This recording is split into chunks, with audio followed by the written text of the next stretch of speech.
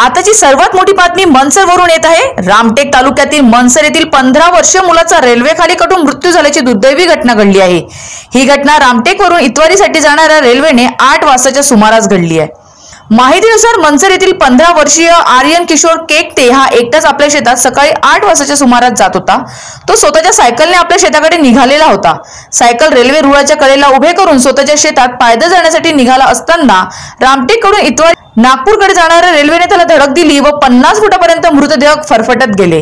यात मुलाचे डोके शरीरापासून वेगळे झाले आहे। घटनेच्या वेळी मुलाने कानात इयरफोन लावून असल्याचे प्रत्यक्षदर्शींनी सांगितले। घटनेची माहिती रेल्वे पोलिसांना व रामटेक पोलिसांना देण्यात आली आहे। रामटेक पोलीस घटनास्थळी पोहोचले व पंचनामा करून मृतदेह शवविच्छेदन करण्याकरता उपजिल्हा रुग्णालय रामटेक येथे नेण्यात आले आहे। मात्र यावेळी रेल्वे पोलिसांना माहिती देऊन सुद्धा रेल्वे पोलीस घटनास्थळी पोहोचले नाही असे गावकऱ्यांनी सांगितले। या घटनेने पुन्हा एकदा रेल्वे पोलिसांच्या कार्यप्रणालीवर प्रश्नचिन्ह निर्माण होत आहे। अचानक घडलेल्या या दुर्दैवी घटनेने संपूर्ण मनसर परिसर हळहळ व्यक्त करीत आहे। महाराष्ट्र टीव्ही 24 न्यूज करिता अजय मेहरकुले यांची रिपोर्ट, रामटेक।